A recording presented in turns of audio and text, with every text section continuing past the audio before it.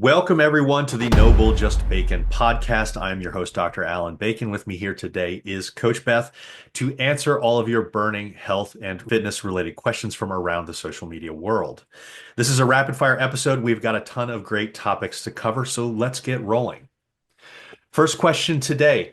When you are following a calorie deficit, I am finding myself still hungry after hitting your macros. What can I do to help out here? This is a great question because I find that macros is a difficult thing. And I find that this is typically the most difficult way that people can set up their nutrition.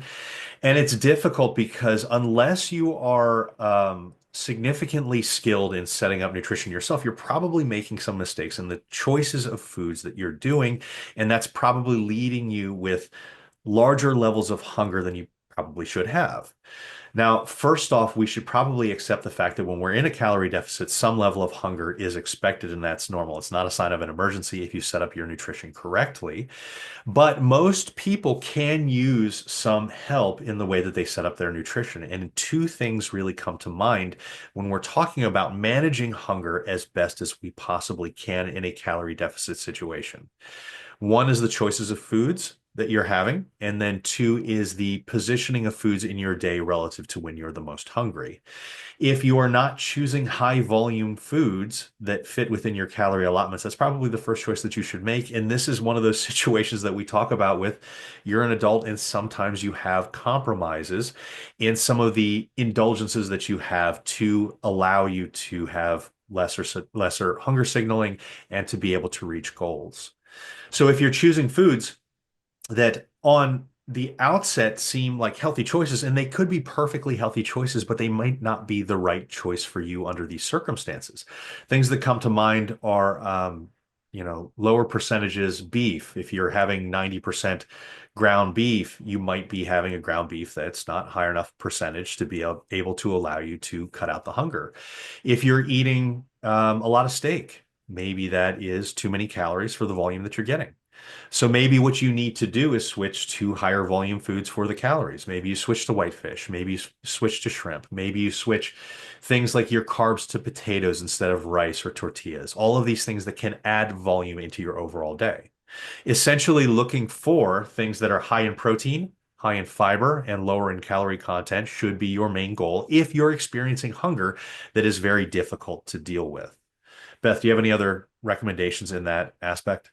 No, you hit it spot on. And this is one of those areas where people that are doing macros are still often trying to fit stuff in that it fits from a mathematical perspective, but it usually eats up a high amount of their daily caloric intake. So, they get to like 4 p.m. and all of a sudden like they're out of protein, they're out of fat, they're out of carbs. What do you do? And it's because you're still trying to make everything that you want fit into your day and you just especially if you're in a deficit, like this is where you learn that like yeah, you can make it fit, but then you're going to be starving by the end of the day. So it's I agree that macros kind of makes that tough because everybody is told like, oh, just eat a little bit of it every single day and you can fit that type of stuff in. And some people can fit more of that in than others. Like if you're a really small woman, like if you are a like 5'2", 125-pound woman, your calories are not going to stretch super far at all. And you're going to have a really tough time if you're still trying to eat really fatty cuts of meat and really uh, highly caloric food items in your day. Shit, I think that anybody under about 160 pounds really needs to start thinking about these types of Yeah. things. I mean, when And that's, I cut out like all really fatty meats. Like shrimp is one of the best dieting hacks there is because mhm. like 150 grams of chicken breast, I think you can have like 300 grams of shrimp for the same calories. Like it's like the ratio is insane. But Deli then turkey is great too. yeah, swapping out stuff like white potatoes for rice, like that's another super high volume. Black beans for rice. Polenta is actually an insanely high volume carbohydrate source that not many people know about, and it's delicious. I mean, it's basically grits. So you could have like shrimp and grits as a cutting meal, and that would actually be a huge meal volume wise. So there's little tips and tricks and stuff like that that can really assist you with your hunger. And then to your point, if you don't have a ton of calories to spread over the course of your day, if you're not super hungry in the morning, maybe that's one of those instances where intermittent fasting actually makes sense because then you can push your first meal until you're actually hungry for it versus maybe force feeding those calories at the beginning of the day when you're not hungry, moving them to a later part in the day where you actually feel that hunger and it makes more sense to move your calories to later in your day. Yeah, I think that that's wonderful. I mean, that's the second part that I was going to get to with the timing. If you find that you're hungrier in the evening, and research wise, what we see is that most people are hungrier in the morning. I can't identify with that because I'm the complete opposite. But you figure out where you're most hungry and then Right. you prioritize your calories in those instances. Now, I want to give people some guidelines to be able to survive this and be able to make some choices on their own. Now, this is beyond macros, and this is what everybody should be following when they're making food choices, anyways. Now, you can incorporate this into macros tracking, but the way that I would do this if you're trying to cut body fat is I would start with habits. And the habits that I would use would include when I'm choosing meals, I would start by picking my lean protein first. Then I Mhm. would fill potentially even half the plate up with veggies. And That's where that big ass salad meal comes in handy again. even when you're not using a big ass salad meal, Yeah, even when you're going to have a starchy carb of some kind, I would still be filling my plate up with a significant portion of absolutely. veggies in some manner. You maybe like a stir fry, maybe with a light amount of like Pam or olive oil. Coat the pan with it, wipe it off, and spread it around with a paper towel. You will minimize the amount of oil that's added into that, but you'll still be able to cook things just fine. But starting every meal that you make by choosing a lean protein first, followed by the veggie amount, is how you should be setting this up in a cut. Every meal. Yep. This Every is how you meal. should be setting this up. Sometimes you will have room for a starchy carb afterwards, but you have to distance yourself from this idea of the Western meals that are based around carbs as the majority of the meal. You have to. That's the only way to start to shift away from this type of thing. And it's beneficial in a lot of aspects. I mean, certainly if you're in a build focusing more on the carbs is probably a smart thing because you're going to need to be able to get in those calories in some kind of sustainable way. But when you're in a cut, it's certainly the opposite. And you need to prioritize your calories in many instances for very high nutrient dense foods. Fruits and veggies are going to provide that. The starchy carbs to a lesser extent. And that's why maybe you shift the order of how you make the decision on what food you're choosing to the vegetables and even fruit prior to the starchy carbs and some of the more indulgent fats in meals. And not every meal has to contain a starchy carb. It just doesn't. But we get this mindset of every meal has to not only contain a starchy carb, but has to have that as the centerpiece of the meal. And that's the Western way of setting up nutrition. It has always been, I mean, the old food pyramid was set up in this manner. And that's not to get down on the food pyramid because they had very distinct reasons for doing those types of things at that time. But if you're in a cut and you're telling me that you're hungry, it's doing yourself a disservice to center your meals around these starchy carbs because you're going to be fighting at the end of the day. You're going to say, "Hey, I'm never able to get my protein amounts in. I'm constantly going over in calories." And it's because we are making the carbs the center of the show when that shouldn't be the case, given what you're trying to achieve at that time. And even in maintenance for many people, I mean, when I was talking earlier about people that are under 160 pounds, maintaining at that range probably requires you to deprioritize starchy carbs as the centerpiece of meals. Hmm. It just literally does. And so when people talk about these hunger instances, there are things that you can do. The question is, are you willing to do them? And if Right. you're not willing to do them, then what you're saying is that you're willing to accept the hunger. We can't Can't have it defeat both ways. thermodynamics. Yeah, we Yeah. can't have it both ways. So you have to make the choice that's right for you. Now, when you're making the choice that's right for you, make sure that you're at least assuring that you're getting the nutrients that you need to be healthy. Then you can decide whether or not you want to deal with hunger as much as possible. But honestly, like we've talked about multiple times before, and we will continue to reiterate this because it's the right answer, having a focus on these lean proteins and these veggies and fruits are going to be very, very beneficial from a health standpoint and from a just doesn't drive you crazy standpoint. You're going to feel more full and you're going to feel better and you're going to be able to get all those nutrients in that you're trying to get in. It's going to be healthier and it's going to fight off cancer later in life and it's going to be better for gut health because these foods are what's best for all of these things. And unfortunately, these are the foods that we tend to avoid because even as adults, we tend to eat like children. And that's just the matter of the fact it is. All right, next question. I've started running 5 and 10Ks. Will this interfere with muscle building, especially in my legs? Yes, it could. Particularly if you're training regularly to do as best as possible in things like 10Ks, it absolutely could. And so this is where you will prioritize your 10K training away from your leg day as much as possible or your leg days as much as possible. I certainly would not try to do them in the same day because this is that volume where it's actually significant enough that an interference effect will come into play at some point. With typical cardio scenarios, for the most part, I would tell people not even really to worry about it. But when we start to train for specific races, that's when we have to start thinking about this and then set up our expectations based off of that. And if we're expecting to gain leg muscle as fast as possible, training for a 10K at the same time is probably going to be a little bit counter to that. That's not to say that you can't gain. That's to say that there will be at least some diminishing returns in that training when you're trying to do both at the same time. You have any input there? I mean, a 10K is what, 6.2 or something like 6.2 to 6.3, something, I think.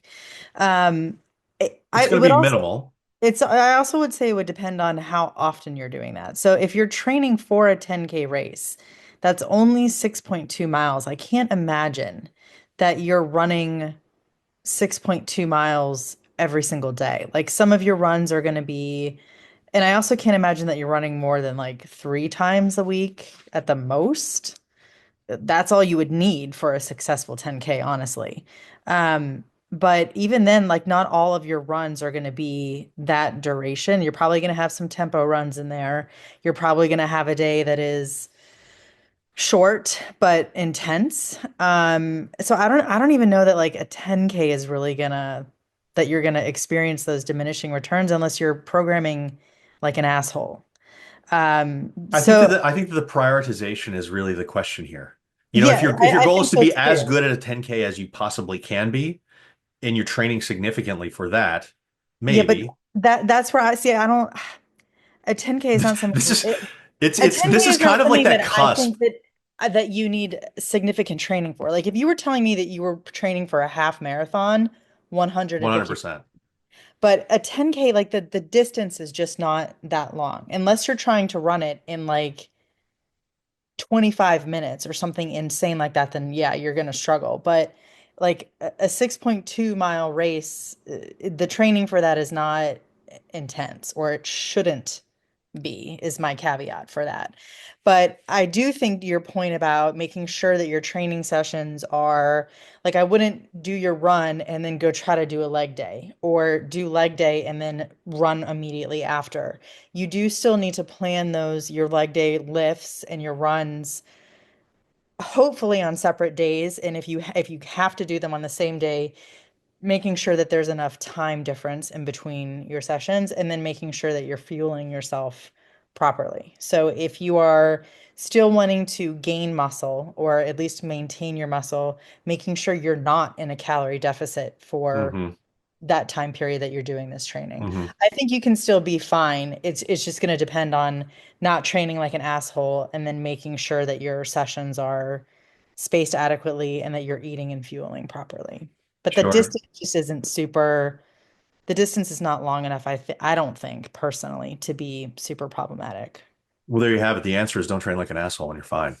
And I think that I think that the The answer to spacing away, everything, right? yeah, I mean, this is one of those when she said 10K, you notice how I kind of leaned away from the 5K because I'm like 5K is not a problem at all. Yeah. When we talk about 10K, the problem is I've seen the way that some people train for 10Ks.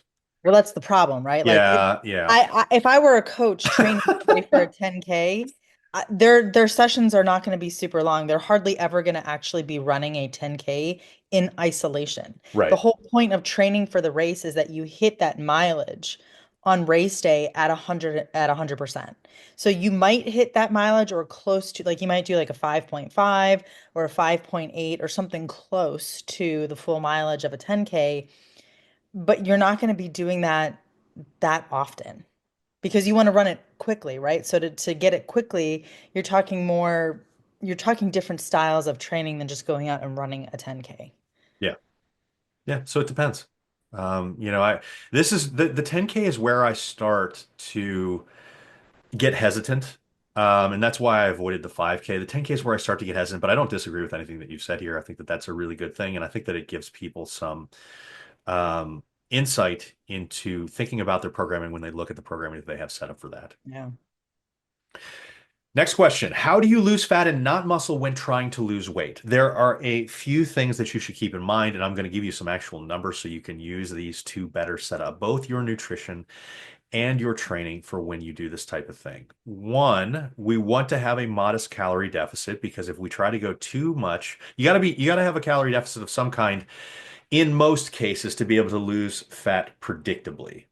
Theoretically, yes, if you are on a higher body fat percentage, you're brand new to training, you can lose fat at maintenance levels, and that's perfectly fine. But let's assume that we want to push that along a little bit more because typically when people say that they want to lose fat and not muscle, they're really focusing on losing the body fat, right? So we're going to assume that we're going to be in a calorie deficit. We want to keep that modest because the deeper that you go into the calorie deficit, the more likely you're going to be to lose lean muscle. So 250 to 500 kilocalories below maintenance is a good range. Now, the cool thing about that range is that because we know that maintenance is also a range, this gives you a little bit of a buffer area to fall into. So I would essentially kind of shoot for the middle of that range, and you're likely going to fall within somewhere there once you start to get the rate of progress moving in the at the right rate that you would like. There are a couple other things that we really need to focus on if we want to maximize our chance to minimize loss of lean muscle. Genetics certainly come into play. And some people, particularly the leaner that you are, and the more experienced that you are, will have a propensity to lose lean muscle in any sort of deficit, even some smaller ones. Um, so that modest calorie deficit is really important. Lifting heavy or lifting close to failure is really important. And then focusing on quality sleep is really important. And sleep is one of those aspects of this um, of the triangle of these effects, the sleep, the nutrition, and the weight training that people tend to ignore. And particularly people that are training significant amounts during the week, the more advanced athletes, 8 or 9 hours is probably what we should be shooting for rather than 7. Now, for the people that have listened to us before, you know that whether you're in a calorie deficit or a calorie surplus determines weight loss or weight gain, but it doesn't determine what is lost or what is gained. Sleep is one of those things that adds into this. Body composition is significantly better with 8 hours of sleep than it is with less. 7 hours of sleep, like we typically hear, is for a sedentary individual, and the people that are listening to this are not sedentary individuals. So understanding that it doesn't influence weight loss or weight gain, but it does influence body composition can give us some insight. You're going to lose the same amount of weight whether you get 6 hours of sleep or 8 hours of sleep. You're going to lose significantly more fat of that same weight if you get the 8 hours versus the 6 hours. You're going to retain or even build more muscle with the 8 hours than the 6 hours. So sleep has a protective effect on lean muscle stores, whereas lack of sleep below 7 hours for most people is going to be detrimental to hormones. It's going to be detrimental to retaining lean muscle, and it can be problematic for progress overall. So when we talk about these things, I'm not trying to stress people out who can only get 6 or 6.5 hours of sleep because a lot of adults, that's the best that you can do. If that's the case, then you're going to want to potentially up your protein a little bit more from the minimums that are recommended. You're going to want to maintain weight training. You're going to want to get as much sleep as you possibly can. If you can control all three of these arms, you're going to give yourself the best chance possible to maintain as much lean muscle as possible, maybe even build some as you lose some body fat. So all of these things are really important, but people really tend to sleep on some of these other ones like sleep because they sleep on sleep because it's just not one of those sexy answers, but it's a significant answer. And the fact that it's a significant answer means it needs to be talked about a little bit more than what is typically recommended. Okay. So as long as we're keeping that in mind, we can do the best that we possibly can, and we can retain as much muscle as we possibly can, which is incredibly important, particularly as we're aging, to maintain both longevity and quality of life as we age. Thoughts on colostrum? So colostrum is being pushed quite a bit recently. It's one of those things that it has a another large influencer podcaster push because people will get discount codes or influencer codes that gets them a kickback for every purchase that is made with those codes. This is not something that I would be putting money into as an adult human being. Um, they make a lot of claims for athletes, and so when people ask about colostrum, I don't know exactly which avenue they're trying to go down because there are so many various claims: fat burning, lean muscle mass, strength, all of those things. Whenever we test this in adult humans, none of these things pan out. And it's because when a digestive system is fully formed outside of the infant stage, these effects don't seem to occur. The body actually breaks down the growth factors and enzymes that colostrum provides before transport into muscle cells. And so this is essentially inactivating the benefits that you would get from colostrum as an infant. And so using infants or animal data to suggest that we're going to have these benefits in humans is problematic from the beginning. Now, we do see some specific potential for benefits under niche situations. If you're at risk for E. coli induced diarrhea, or if you're at risk for contracting HIV, it may be a beneficial thing. But if you are at risk for E. coli induced diarrhea, you need to be taking in um, a colostrum that's been immunized against E. coli. You can't just get any random colostrum. So this is me going out of my way to say it's probably not the best use of your money to be spending it on colostrum right now. It is something that is probably not going to give you the benefits that you think. Now, it's not a terrible supplement, but you need to look at colostrum the same way that you would look at whey. So it's just an overly expensive whey. And if it's an overly expensive whey, if there are no significant benefits beyond whey, then the question is, why don't you just buy a whey and save some money? And that would be my answer for the large majority of you, unless you're constantly eating E. coli. How to Uh, track collagen? Do you have something to add there? no, I don't even know where this I don't know where this came from. And I know for women it's pushed heavily in like skinfluencer circles. Which is Like funny since we don't really have data suggesting benefits there. yeah, Like that, and that's the like funny thing. hair. Studies don't Like even suggest that. there a lot of there's one skincare influencer that I follow who she has a disclaimer whenever she talks about it. She's like, I started using colostrum. Her issue is with her hair. She had really dry, brittle hair that was damaged and breaking off and all that type of stuff. And she did a whole bunch of stuff sort of simultaneously.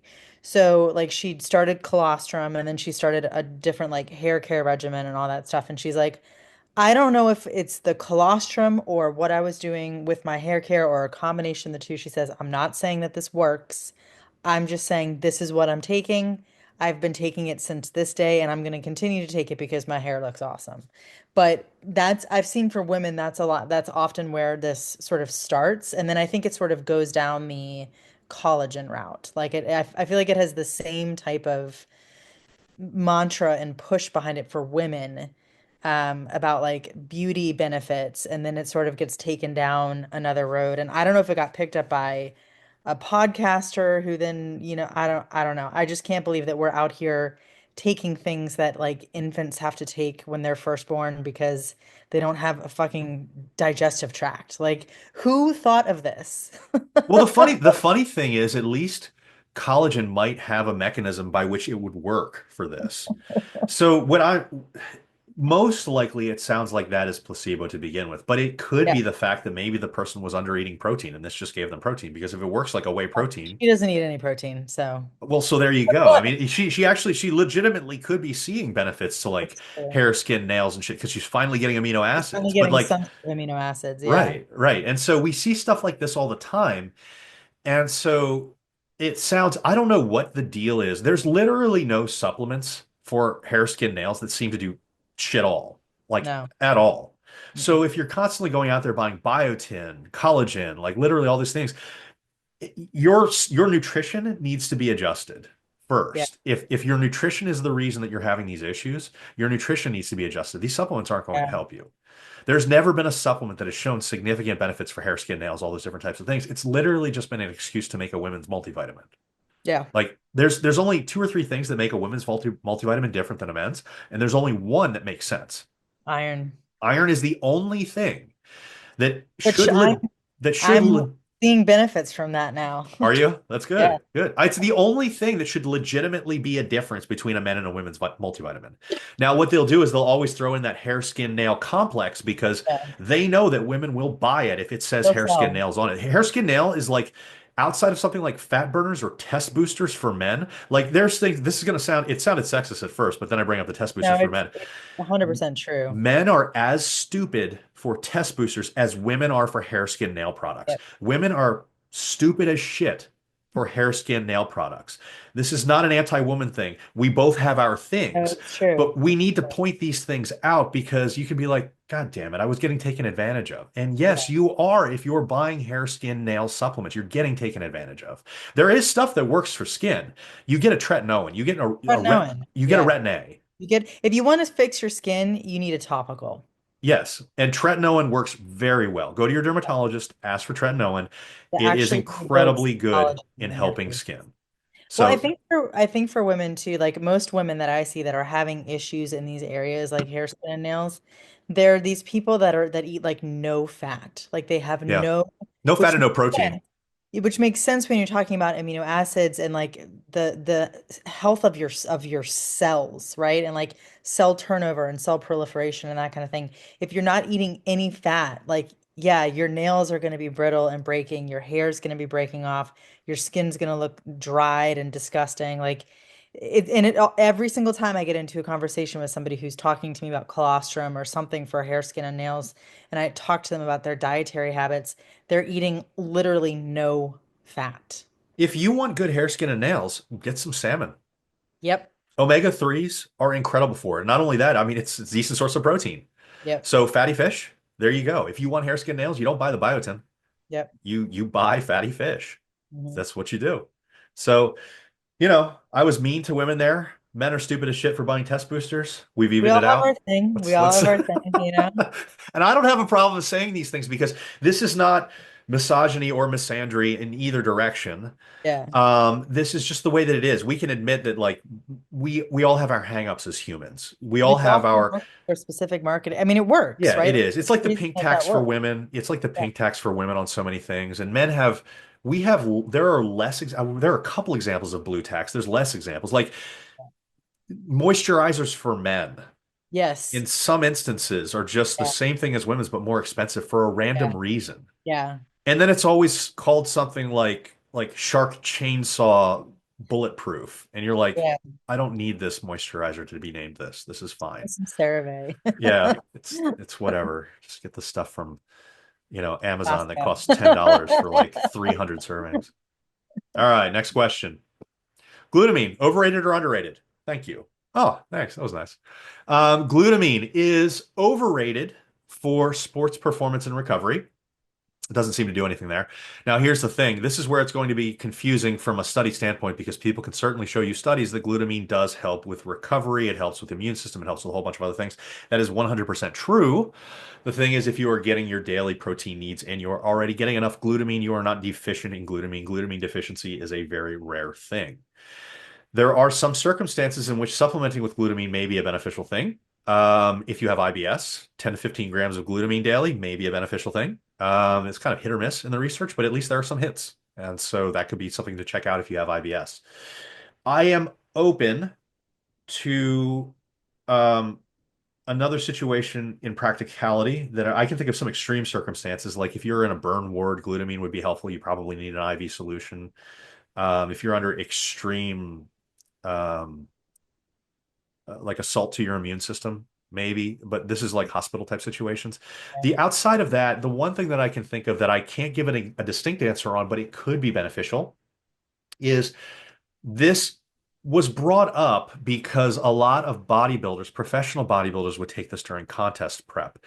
Because calories come at a premium, because your immune system is taking such hits when you're not getting in enough fats, you're not getting in enough nutrients, which a lot of these people can sometimes do, maybe under extreme, like this is essentially starvation situations. Maybe under extreme starvation situations, we could see some benefits to supplementing glutamine for the immune system.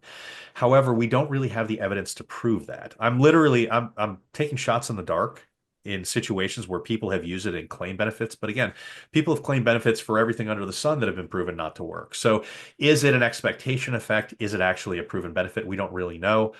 But as of right now, this would be in my don't buy column unless you have IBS, in which I would probably tell you to try it.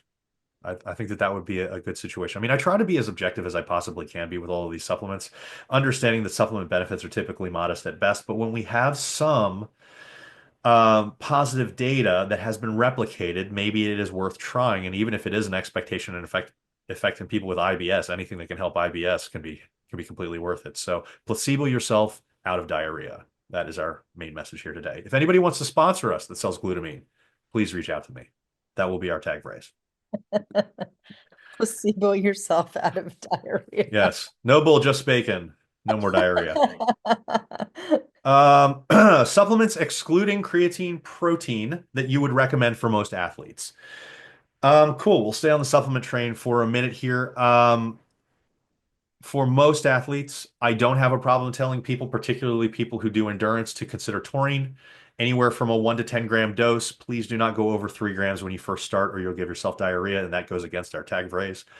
Nitrates are probably a good choice to get in for people, particularly endurance athletes. Betaine is not a bad thing, particularly for athletes that have very stressful sports, team sports, MMA, CrossFit, those different types of things. Both betaine and beta-alanine are very good for those. Maximal strength is a little bit more difficult. There's not a whole lot that seems to help with maximal strength. Um, Everybody should be taking a fish oil, I believe. There are reviews out there and doctors out there that will tell you that there's not really much benefit in the research. I actually think that that is a misunderstanding of the data. And this a few years back, this became a really big thing because of a Cochrane review, and Cochrane usually does really good reviews. The problem is this one wasn't one of the good reviews. And the problem with this one was there's very little standardization in fish oil research. And if there is standardization, they typically will look at total omega-3 numbers, but total omega-3 numbers don't matter. The EPA and DHA in the product are what is producing the effect. And so when we look at the research, the higher numbers in the EPA and DHA, particularly EPA in adults, DHA is very beneficial in growing kids for brain health. EPA seems to take over once you've matured for benefits. Particularly higher dosages of EPA seem to have very promising effects for cardiovascular health, for cell wall integrity, a little bit of effects for muscle building. I don't fully buy into them, but it's not a negative and it's cool. And I'm going to be taking it anyways, regardless of whether that's a benefit or not. So if you're taking a fish oil product, getting 2 to 5 grams of EPA plus DHA daily is the right range. The Cochrane review did not standardize for this. In fact, they had abysmally low averages for EPA and DHA when you could even find the EPA and DHA in the studies, because most didn't even look at what it was. But when the omega-3 number, which they average at like 1 gram, is there, and the EPA and DHA is always less than the constituent of the total omega-3, because there are some other omega-3s and some essentially just essential throwaway fats in there. We realize that people are probably doing 200% less of the doses than they should to get effects. And so it's no wonder that we look at a systemic review that didn't control for proper dosage, and it shows that it doesn't really affect things. But then we look at the individual studies, including some like really good ones, like Reduce It is a really good study that controlled for EPA and DHA. And they're like, wow, we're seeing really good effects for cardiovascular health. Well, yeah. I mean, if you're getting them the thing that they need, that's what happens. If you look at the Cochrane review, the average raise of these omega-3 levels in the body was only 1%. And they're typically done in people with cardiovascular health issues. So if you take somebody that's having tons of heart attacks and you up their omega-3 number by 1%, what is that going to do? Absolutely nothing. So we're taking a subset of people that are already experiencing cardiovascular health issues. We're essentially giving them nothing beneficial. And then we're going, oh, it doesn't work. And it's like, Shocking. cool. It's like it being an absolute monsoon downpour, and you've given somebody an umbrella that's just the metal frame and nothing in between the metal frame, and you're like they're still getting wet. Well, yeah, because you didn't really give them anything helpful. So when we see helpful amounts, it seems very convincing, more convincing than not to me, that there are some significant benefits to this, and in a wide variety of ways. So whether or not one of them pans out of like the 4 or 5 benefits, if even one of them pans out, I still think that it's worth it. We see benefits in cardiovascular, which is the most profound. We see benefits in people with depression, with major depressive symptoms. It seems to be very helpful. We see significant information in joint health. We see information, it's in its fledgling, but we see information in building lean muscle. And then we see the cell wall integrity. So better skin, better hair, better nails. Is this going to be that thing that all women are looking for? Maybe. I mean, but it's got more promise than collagen and some of these other things currently.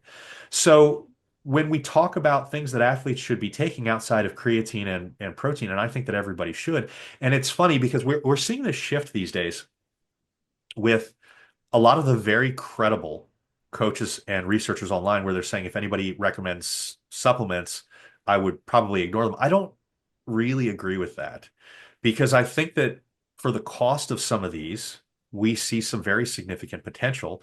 And as long as we're not giving somebody an entire laundry list of supplements that are at massive markups, I mean, there's a reason that we don't have our own label of supplements with a 300% markup on them.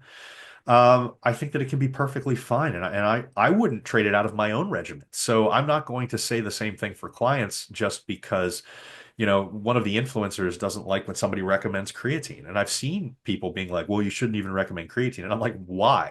There's There's literally literally, no there's reason not no negatives. The people that sell it make no money off of it unless to. you're doing massive markups. Because if you buy creatine from people that like, if you go around and you look for like the lowest cost of creatine per serving, none of those people are making any money off of creatine. No. Like cents. That's it.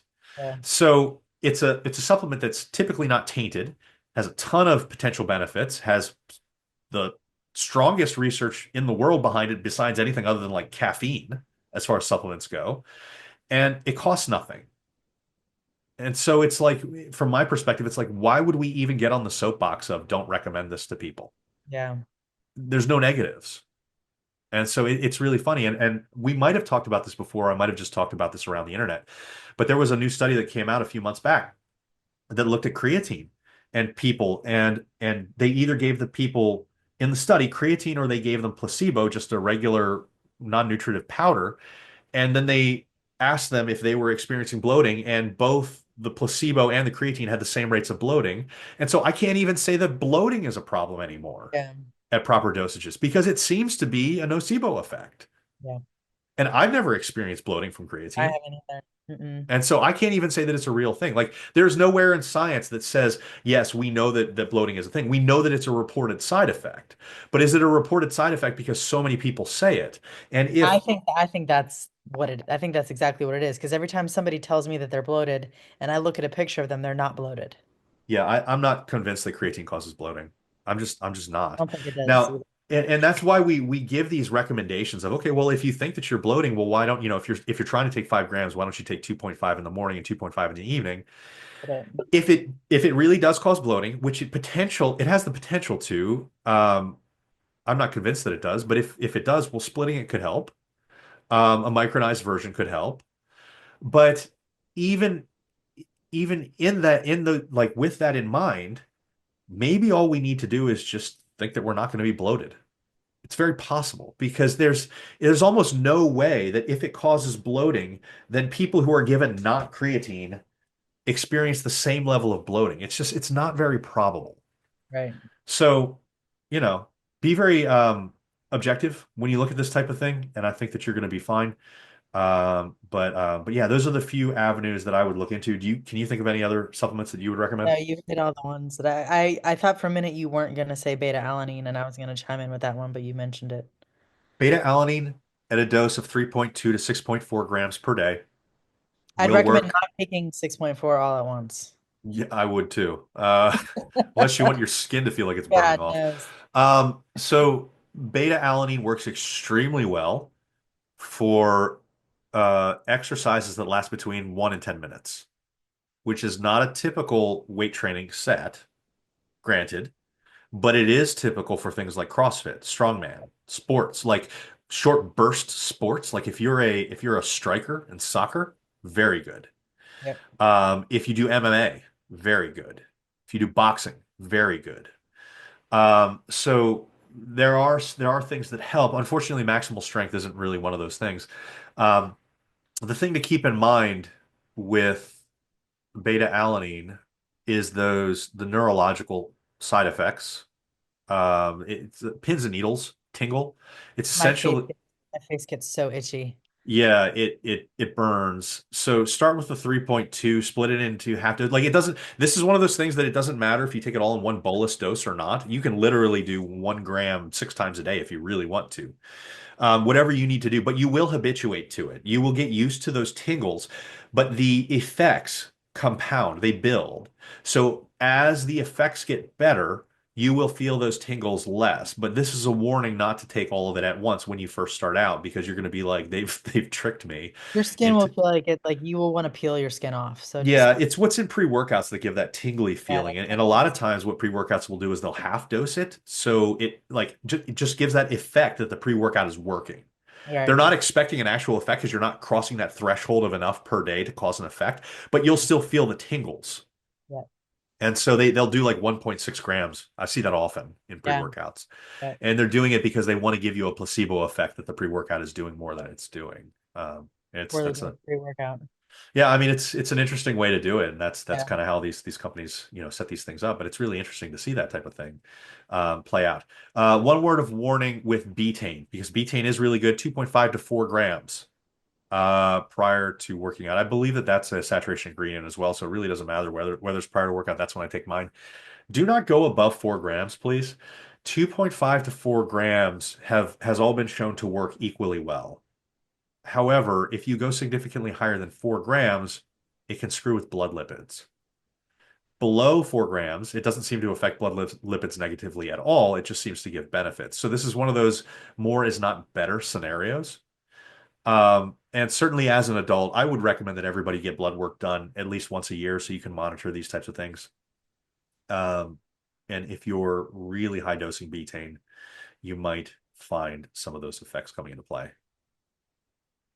Next question. Does going to the gym fasted impact your session? This person is a super early in the morning trainee. I want to touch on this because this is kind of a nuanced conversation. I think it's a really good question. Going training fasted, assuming you get a meal sooner after, if you're going to be training fasted, like you go from an overnight sleep, which is essentially a fasted state, into training, can be perfectly fine. There's no massive negatives.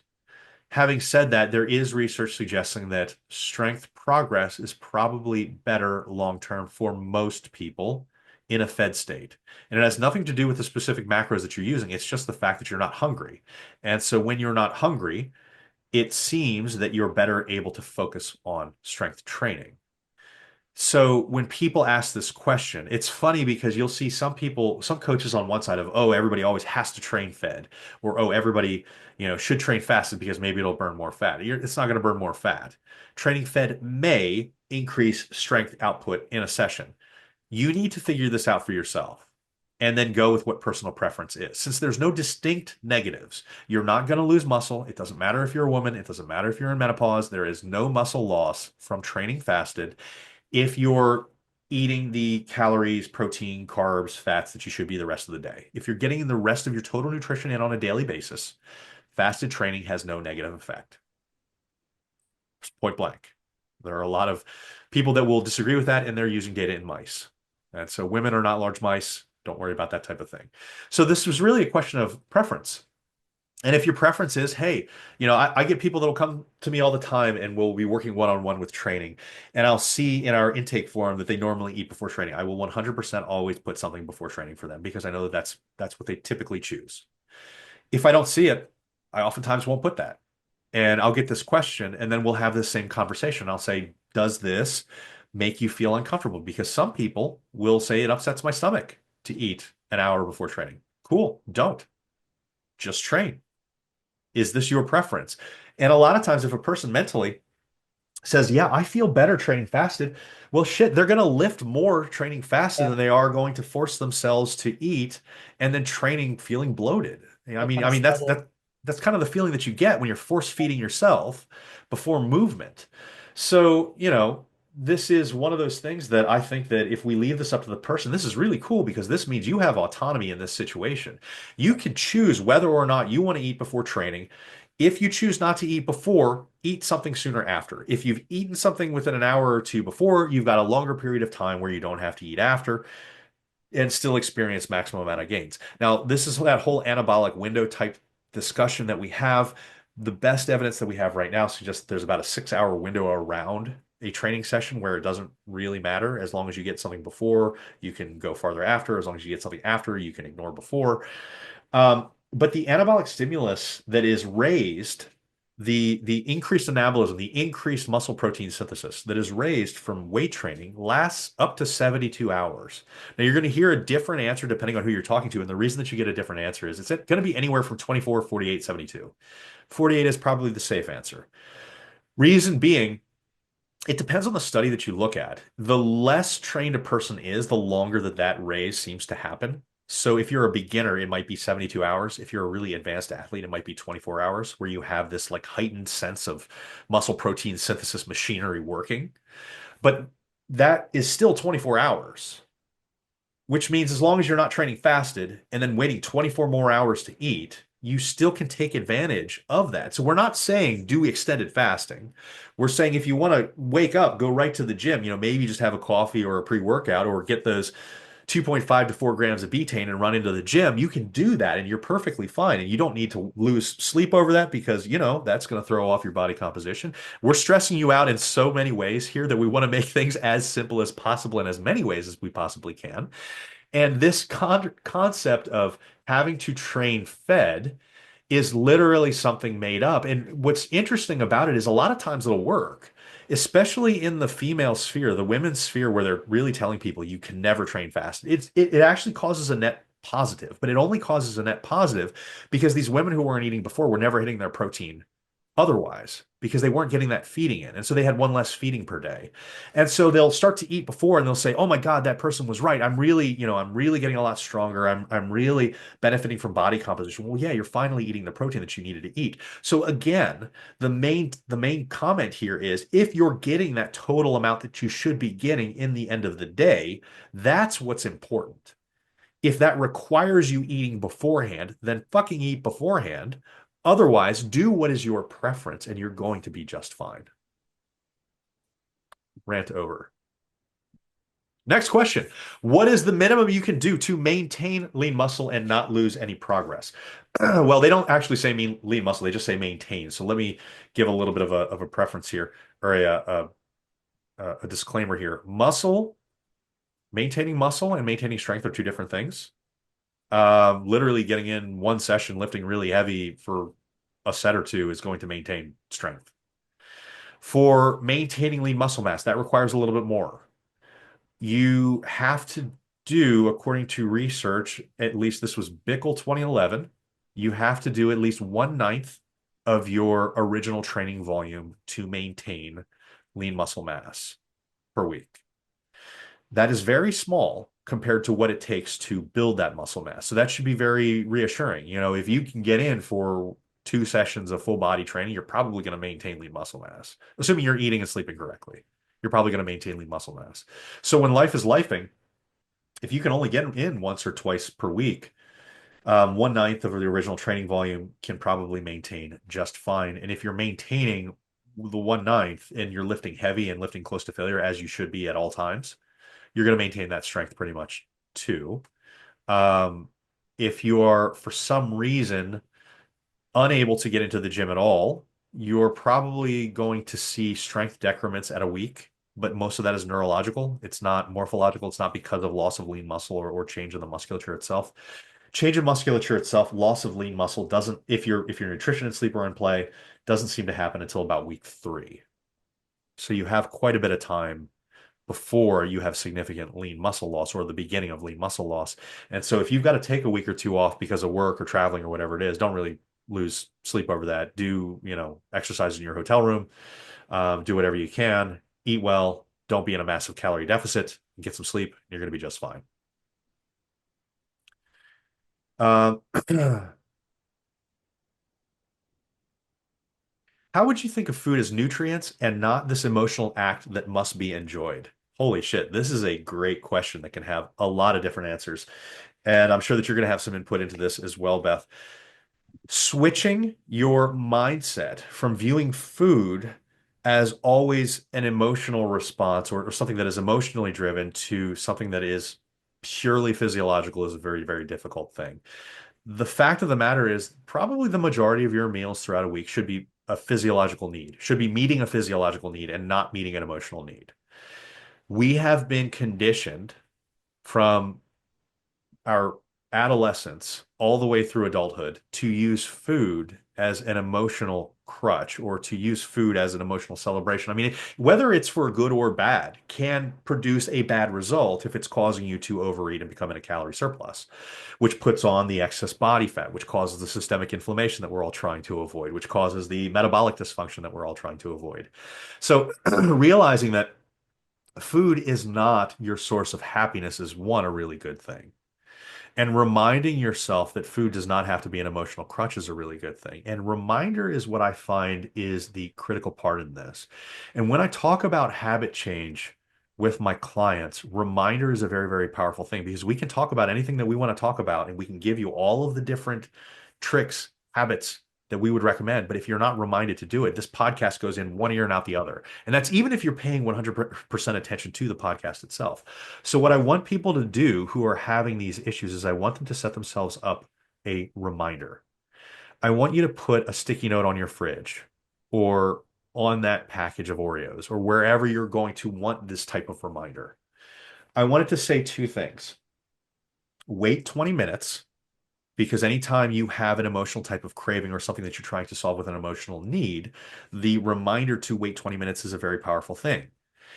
It will give your body time to realize what's happening. Consciously, you'll realize, oh, this could be emotional.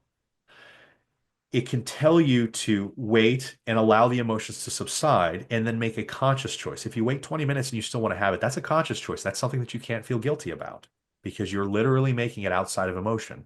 That's a good relationship with food. This is not to say that you can't ever have the Oreos, but we want to stop that knee-jerk reaction. Because what's going to happen with habits is there are three parts to it. There's a reminder, a routine, and a reward. The reminder are things that you often can't control. Your kids have come home from work, or your kids have come home from school. You've come home from work. You've had a fight with your significant other.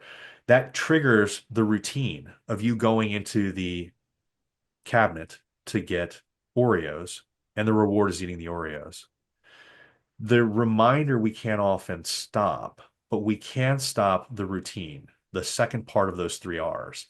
And the second part of those three R's are changed through becoming conscious of the habits that you have. And you'll often notice that when you start to stop that in its tracks, and that sticky note will remind you of what's happening here, you'll start to become conscious of the reminders that are happening.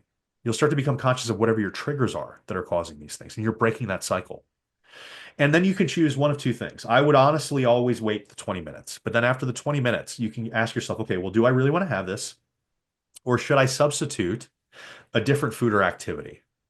And the different food or activity doesn't have to be perfect. It just has to be better than what you've done in the past, or it has to be productive, or it has to be meaningful to you.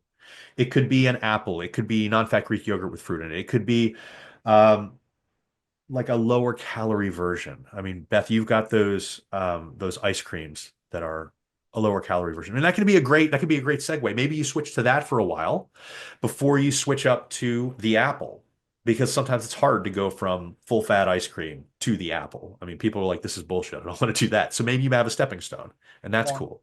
Or maybe you have a productive habit in place. And if you choose to do a productive activity, sorry, if you choose to do a productive activity to replace that routine of grabbing the Oreos, it's got to be one, readily available, and it's got to be meaningful. And it has to either be productive or fun. So it could be doing your laundry, playing video games, reading a book, going for a walk, taking your dog for a walk, pushing your kid down because that makes you feel better and it's funny when they fall. Anything that is like remotely beneficial for you that you can enjoy, that maybe bonds you with your children, bonds you with your significant other, bonds you with your dog, gets work done so you're not stressed later. This switches that habit that you've had to something that's productive that will actually better your life and then take away that control that the Oreos have.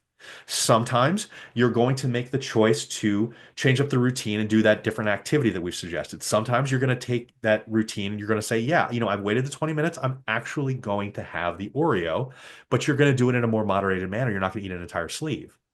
And that's what's really important.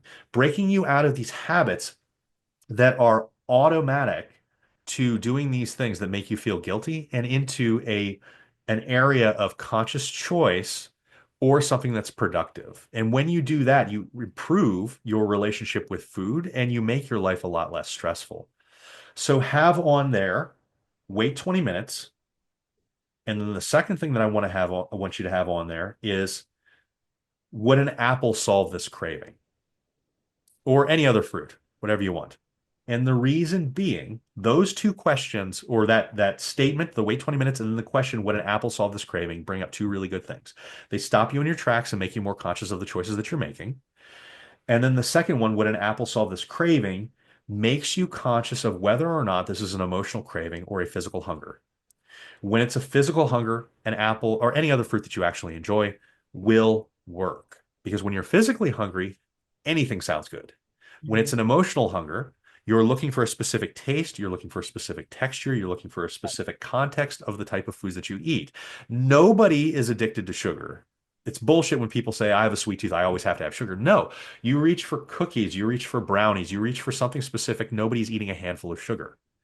So knowing that there's an emotional component here and then realizing whether or not this is an emotional need or whether or not this is a physical hunger can be a very important thing because waiting that 20 minutes can allow that to subside, but then being conscious of whether or not this is an emotional or a physical need can help guide your choice to either eating that Oreo or changing the routine up and choosing another activity or something productive to be able to pull that into play. And I know that this is a lot to go over at one point, but if breaking emotional eating and switching our thought process from having all of life's enjoyment centered around eating food to maybe sometimes we enjoy food because it enhances our social experiences, it enhances life, and then acknowledging that a lot of times it can be just for physical reasons to establish a better relationship with food. I mean, you've got to cover all of this ground. And I wish it was as easy to do in a simple podcast as it should be, and could be to make people's lives better. But the reality is, we probably need individual coaching, but at least this gives you some aspects to look into to improve your relationship with food, and then maybe be able to enjoy some foods without guilt. And I know Well, I I've think rambled the for a long phrase, time, but what do you think about that, Beth? I think the phrasing of the question is kind of interesting because I think it said, how do you think of food as nutrients and not as something that you just enjoy? So I'm actually wondering if this person is talking about like the foods that they eat every day, like the healthy foods that that they know that they're supposed to be eating, right? So, for breakfast, if they're having oatmeal instead of sugary cereal, or, if they're having steak and rice and asparagus for dinner versus whatever they would normally be having. My answer to that is even the food that is nutritious and nutrient dense can still taste really good. And I often don't relate really well to people who say that their food, like, their food is either like really super bland and disgusting or it's like grotesque, like hedonism. Like, I don't. I love the food that I eat. The food that I eat, I prepare it in a way that I think tastes delicious, and it's all nutrient dense food. Now, I know Alan is a little bit different. Alan is disgusting. He makes frozen waffles with fucking chicken on top of it and calls it chicken and waffles. Like, I don't eat poverty like that. I season my chicken and my meat before I cook it. I have salmon in the fridge right now, marinating. That's going to be delicious. I'm making a homemade cucumber salad to go along with it, and I have kimchi. Like all of these wonderful tastes and textures I eat every day as part of a nutrient dense diet. And I don't think you have to choose between just nutritious and hedonism. Like that's, but again, I would need to like do one-on-one coaching with this person. But Yeah. I took this question as a not emotional eating and not like staying away from trigger foods, but more along the lines of how do I view my everyday meal plan as nutritious and not something that I should be super enjoying. And I think that you can enjoy the food that you eat on a day-to-day basis and still have it be nutrient dense. That tells me that you might just not know how to cook, which is a whole other podcast episode. I mean, spices and herbs have 0 calories pretty much. Yeah. And if you're not copiously using spices and herbs, you should be copiously using spices and herbs. And unless you've been told by somebody, like a cardiologist to avoid things like salt, I mean, you don't really need to avoid that. Now, I'm And not saying dump a pound of salt on I'm stuff. joking about Alan, by the way, because he doesn't care what his food tastes like. I do care what my food tastes like, and I think that you can care what your food tastes like and enjoy what you eat and still have it be nutrient dense. Now, if the conversation is completely different, if you're talking about eating your healthy dinner versus a bunch of slices of pizza, for sure that's a different conversation. But I don't think you have to view nutritious food as either just nutrients and just tasting good. It can be both. I think that's a wonderful way to add something in there. Yeah. Yeah, I mean, the reason that I went in that direction is because she talked about the emotional act. Mhm. And so I think that you have a very valid point there. And I think that typically if somebody is saying this and they're viewing what is considered traditionally healthy foods as being bland and tasteless, that is a sign that you just don't know how to cook. And that's not an aggressive thing. That's to say, okay, well, if we can admit that maybe we're not the best at using spices and herbs and low calorie things, maybe we can actually start to look in that direction. And actually, one of the things that I'm working on with Beth, we try to put out a lot of free resources for people to be able to benefit from. One of the things that we're actually working on right now is a low calorie or 0 calorie food addition pamphlet that we're going to be giving out. So for the people that follow us on Instagram, who follow at Dr. Allan Bacon, Allan, on Instagram, if you pay attention to my wall post, you'll probably see within the next month or two um, something that might actually be an exact answer to this with all of the very low calorie food options, including barbecue sauces, buffalo sauces, herbs, spices, marinades that we recommend, all these different things that you can put onto traditionally nutritious foods to really give it that wow factor that you've always looked for. And for those of you that have been, consistently eating fried foods and mayonnaise based foods for decades, yeah, there's going to be a transition period, but Sure. you don't have to turn into Alan. You can turn into Beth, and you can have tasty, nutritious Well, foods. y'all should And see how much I clown Alan when he is prepping his food. it's pretty fucking bad. But it's bad because I've kind of trained myself to like not really care. You don't And care. I That's never the thing, like expect it doesn't bother you. Like it no, literally does not bother you. It no. would bother the shit out of me. Yeah, and so I never expect my clients to be that way, and I never No. expect the normal person to be that way, which is why we've been working on this pamphlet because we understand that that's a real thing. But understand too, for people that are listening to this, that when you're in this transition period, you're going to miss fried foods and mayonnaise based foods Well, it's the for mouthfeel that months. has a lot of difference. Yeah. Well, what's really funny is if you talk to a person that's been on this kind of lifestyle change many months down the road, if they have something like a carbonated beverage, if they have something like these fried foods, it's overwhelmingly kind of So gross. gross. And that's Yeah. actually a good thing because you can have a little bit of it and you're completely satisfied and you never have to eat that entire sleeve of Oreos. You're like, I had two, I'm good. Yeah. And Beth can kind of attest to like every time we go out to a restaurant. We just went out to a restaurant for Beth's birthday a couple weeks ago, and they're like, "We'll give you free dessert." I'm like, "No, I'm good." And they're like, "You have to eat dessert." I'm like, "I just don't want it. Can I have another appetizer?" And then I chose like I think it was like a fish Yeah. appetizer, and Yeah. instead, because I just like sweet food is really overwhelming to me if it's not fruit. But it's because I've trained myself to be that way. And so like your palate will change over time. I promise Yeah. you that it will get better. And then all these things where Beth's talking about how her food never tastes blander, it's 100% true. I love that. You need to learn to cook a little bit better than I cook, but you can make nutritious food taste really good, and there's just some ways to do that. So be on the lookout for that pamphlet that we have coming, and hopefully that's something that can help you guys out quite a bit. All right, guys, that's it for us today. Thank you for coming to another episode of No Bull, Just Bacon. We will be back to you every week, typically on Fridays with a new episode. If you enjoyed this, please make sure to follow and subscribe, give this a share, and we will see you next week.